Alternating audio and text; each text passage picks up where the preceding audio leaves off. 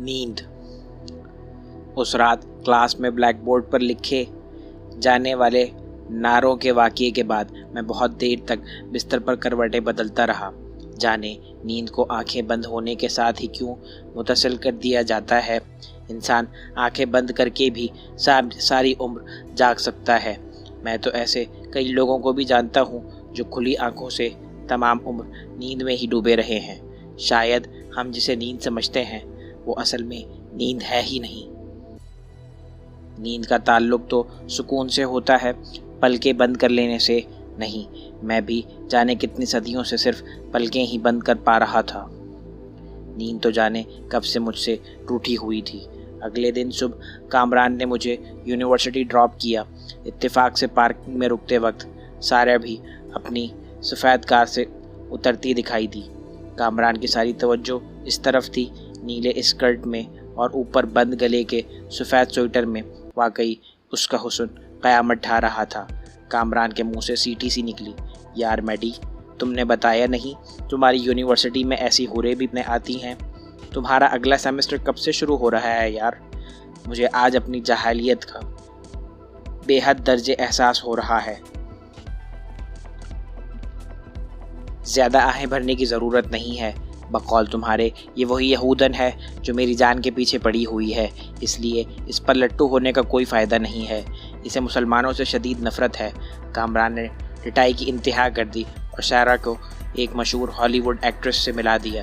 یہ اس کی پرانی عادت تھی، وہ لوگوں کو ان کے چہرے کی مماثلت سے مشہور اداکاروں سے ملاتا اور پھر انہیں اسی نام سے پکارتا تھا۔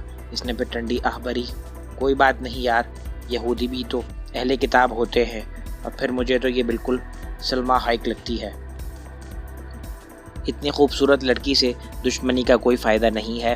میں اپنی پچھلی تجویز واپس لیتا ہوں اور تمہیں فوراً اس سے دوستی کرنے کا نیا مشورہ دیتا ہوں۔ میں نے بمشکل کامران کو زبردستی وہاں سے واپس بھیجا۔ سارا بھی گاڑی سے اترتے ہی کسی طالب علم کے ساتھ باتوں میں مصروف ہو گئی تھی۔ کامران نے حتی الامکان گاڑی اس کے بہت قریب سے گزاری، جس کا سارا نے کوئی نوٹس نہیں لیا۔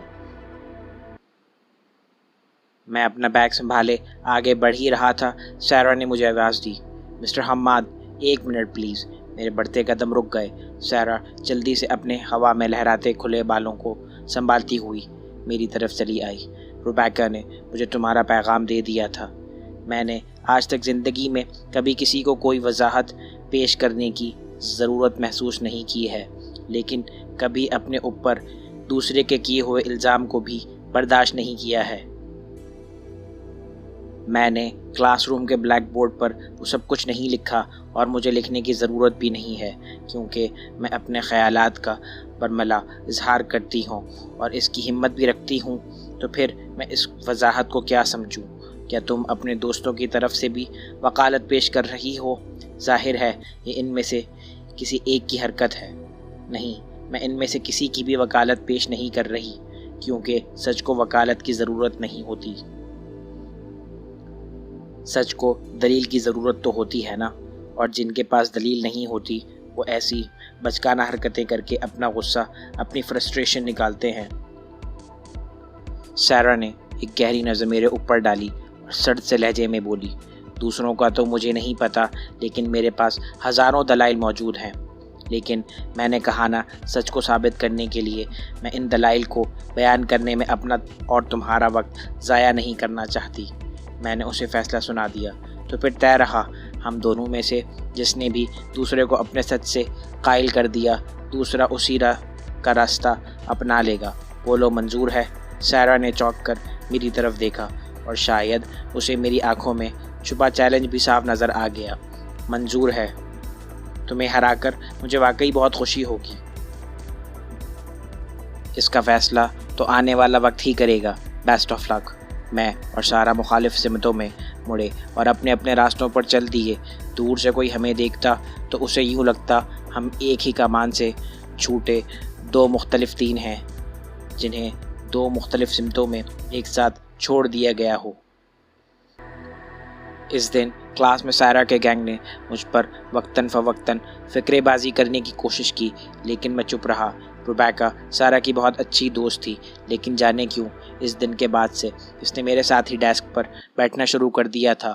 کلاس میں پڑے ہر ڈیسک پر 2 طالب علموں کی بیٹھنے کی گنجائش تھی، اور جس دن سے میں کلاس لے رہا تھا تب سے اب تک میں اکیلا ہی بیٹھتا تھا۔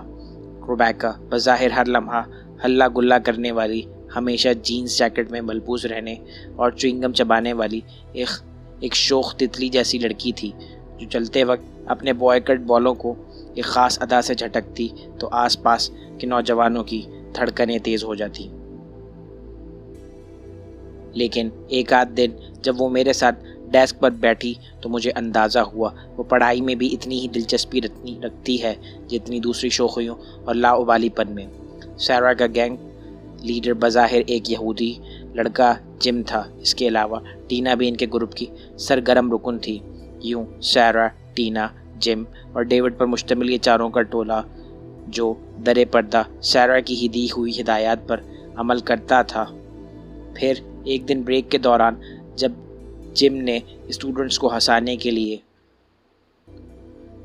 کچھ کارٹون بنائے اور چند مزاحیہ جملے لکھے تو مجھے اس کی لکھائی سے اندازہ بھی ہو گیا اس دن بلیک بورڈ پر اس ہی کی تحریر تھی جو زہر اگل رہی تھی۔ بہرحال اس دن کے بعد کم از کم بلیک بورڈ کی حد تک دوبارہ کسی نے وہ حرکت دہرانے کی کوشش نہیں کی تھی، لیکن میں جانتا تھا یہ لاوا اندر ہی اندر کہیں پک رہا ہے۔ تیسرے ہی دن یونیورسٹی میں شعبہ جات کے درمیان تقریری مقابلے کا اعلان ہو گیا۔ تقریر کے لیے نام طلب کیے تو روبیکا نے شرارت میں میرا بازو بھی ہوا میں بلند کر دیا، جبکہ میں اس وقت کچھ لکھنے میں مگن تھا۔ سارا نے روبیکا کی اس حرکت پر اسے کڑی نظروں سے گھورا۔ بہرحال میرا نام بھی اب مقرروں کی لسٹ میں شامل ہو چکا تھا۔ اس دن یونیورسٹی کا مرکزی ہال کھچا کچ بھرا ہوا لندن کے میئر کو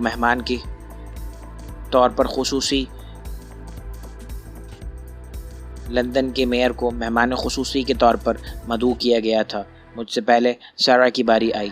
وہ بلیک کوٹ اور سفید اسکارف میں بال باندھے کسی اسکول کی طلبہ لگ رہی تھی۔ سارا نے جم کر تقریر کی اور یہودیوں کے ایک مفروضے ہولوکاسٹ، جس کا دعویٰ کیا جاتا ہے دوسری جنگ عظیم کے دوران نازی جرمنیوں نے 50 لاکھ سے بھی زیادہ یہودیوں کو موت کے گھاٹ اتار دیا تھا کے بارے میں دلائل دیے۔ میں اس وقت اس مفروضے کے بارے میں اتنی تفصیل سے نہیں جانتا تھا۔ میں سارا کی تقریر کے دوران یہی سوچتا رہا کہ بعد میں جوزف سے اس معاملے پر تفصیلی بات ضرور کروں گا۔ سارا کے بعد میرا نام پکارا گیا۔ ہال میں سناٹا سا چھا گیا، جس میں صرف روبیکا اور جوزف کی تالیوں کی گونج باقی رہی۔ میری تقریر کا موضوع بین المذہب مکالمہ انٹر ریلیجن ڈیبیٹ تھا۔ میں نے صدر محفل کا شکریہ ادا کر کے حاضرین کو مخاطب کیا، جن میں سے سب سے اگلی قطار میں سر ایزاک بیٹھے ہوئے تھے۔ معزز حاضرین، مختلف مذاہب کے درمیان مکالمہ اس دور کی شدید سب سے بڑی ضرورت ہے۔ دنیا کا کوئی بھی مذہب مذہبی تعصب کی اجازت نہیں دیتا۔ ہاں، یہ حقیقت ہے کل جن کو عروج حاصل تھا آج وہ اپنی کوتاہیوں کی وجہ سے زوال کا شکار ہے۔ مذہبی تعصب کی بھیٹ چڑھ رہے ہیں، زمین ان پر تنگ کی جا رہی ہے، مذہب اور سائنس کے ٹکراؤ کی فضا پیدا کی جا رہی ہے۔ کیا وجہ ہے؟ فزکس میں کوانٹم تھیوری کو تو حقیقت مان لیا جاتا ہے، لیکن روشنی کے اس سفر کی سب سے بڑی شہادت واقعہ معراج کو جھٹلا دیا جاتا ہے۔ ٹائم مشین اور مستقبل میں سفر کرنے کے قصے تو سب کی زباں پہ ہے اور ان ایجادات کے ظہور کا انتظار بھی کیا جا رہا ہے، لیکن اسی روشنی کی رفتار سے براق پر سفر کرنے والے اور 7 آسمانوں کی شہادت لانے والے پر یقین نہیں کیا جاتا۔ فتح اور برتری کے جنون میں ایٹم بم برسانے والوں کو تو مہذب کہا جاتا ہے اور اپنے گھر کی حفاظت کے لیے پتھر اٹھانے والوں کو دہشت گرد کا رتبہ دے دیا جاتا ہے۔ یہ اور ایسے بہت سے دوسرے سوال ہیں جن کا جواب میں اپنی ہی اس نئی نسل سے چاہتا ہوں۔ میں ایک جذب کے عالم میں جانے کیا کچھ بولتا رہا اور تب چونکا جب ہر طالب علم کو دیے جانے والے 7 منٹ ختم ہونے کے بعد اسٹیج سیکریٹری نے گھنٹی بجا کر مجھے احساس دلایا میرا وقت ختم ہو چکا ہے۔ میں شکریہ ادا کر کے نیچے اترا، تمام ہال کو جیسے صاف سونگھ کر گیا ہو۔ پھر سب سے پہلے روبیکا ہی کھڑی ہوئی اور اس کی تالیوں کی گونج میں رفتہ رفتہ دیگر ہال بھی شامل ہو گیا۔ میں نے اسٹیج پر کھڑے ہوئے بھی اور پھر نیچے اترتے وقت بھی سر ایزیک کو کسی گہری سوچ میں ڈوبا ہوا پایا۔ سارا کے چہرے پر البتہ کچھ حیرانی اور کچھ ٹھہراؤ کی سی کیفیت تھی۔ میں نے نوٹ کیا وہ اپنے جذبات کو چھپانے میں کمال مہارت رکھتی تھی۔ تقریب ختم ہونے کے بعد ہال سے نکلنے والی راہداری سے میں گزر رہا تھا کہ روبیکا نہ جانے کہاں سے مجھے آوازیں دیتی بھاگتی ہوئی چلی آئی۔ اس کا سانس پھولا ہوا تھا۔ اس نے آتے ہی مجھ سے زور سے ہاتھ ملایا اور خوشی سے بولی، "ہے میڈی، گریٹ یار، میں نے تو یوں ہی مستی میں تمہارا ہاتھ کڑا کر دیا تھا۔ میں نہیں جانتی تھی تم اتنا بہترین بول لیتے ہو، ویسے تو بڑے چپ چاپ رہتے ہو۔ ہاں، بہرحال تم مانو نہ مانو، تمہاری تقریر نے پورے ہال میں سکتہ طاری کر دیا تھا۔ لوگ نہ چاہتے ہوئے بھی تمہاری باتیں سننے اور ان پر یقین کرنے پر مجبور تھے، کیونکہ تمہارے پاس ہر بات کی دلیل موجود تھی۔ میں نے مسکرا کر اس زندگی سے بھری لڑکی کی طرف دیکھا اور اس کی خوشی کو سراہا۔